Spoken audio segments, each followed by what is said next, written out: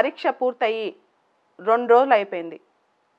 ఈ 2 రోజుల్లో 3 రకాల అభ్యర్థులు నాకు ఎదురయ్యారు.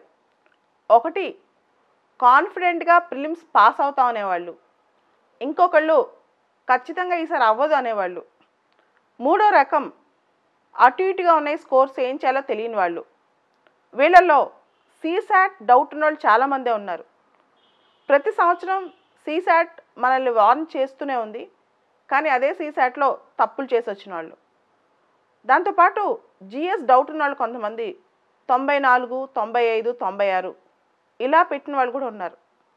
సో గత 2 రోజుల నుంచి ఈ 3 రకం అభ్యర్థులు నేను చూస్తున్నా, 3 రకాల్లో.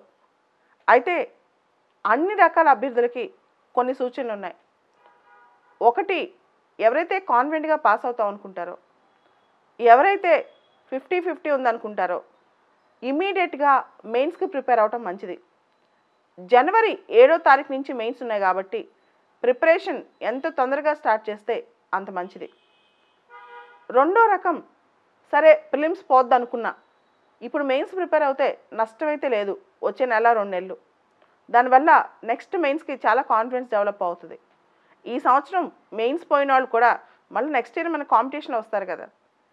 అయితే ప్రిలిమ్స్ గ్యారంటీ పోద్ది అని బాధపడేవాళ్ళు ఒక రకమైన డిప్రెషన్లో లేదా బాధలో ఇప్పుడు ఒక నెల గడిపేశారనుకోండి, మనకు వచ్చే సమస్య ఏంటి?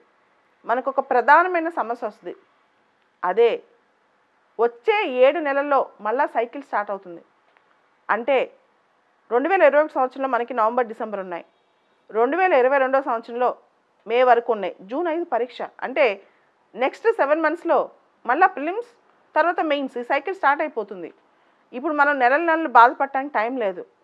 కాబట్టి ఇమీడియట్గా నెక్స్ట్ ప్రిలిమ్స్ కోసం టార్గెట్ చేయండి.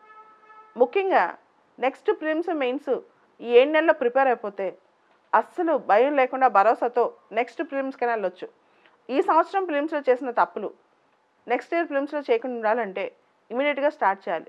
రెండోది, చాలామంది డౌట్ ఏంటంటే ఈసారి పేపర్ అంతా చాలా ఎక్కువ కోర్ వచ్చింది కదా, నెక్స్ట్ ఇయర్ కూడా కోర్ బేసిక్సే వస్తాయేమో, కరెంట్ అఫైర్స్ రావేమో. యూపీఎస్సీ నెక్స్ట్ ఇయర్ పేపర్ ఎలా వస్తుందో ఎవరికి తెలియదు. యాక్చువల్గా యూపీఎస్సీలో ఉన్నదే అది అన్ప్రెడిక్టబిలిటీ.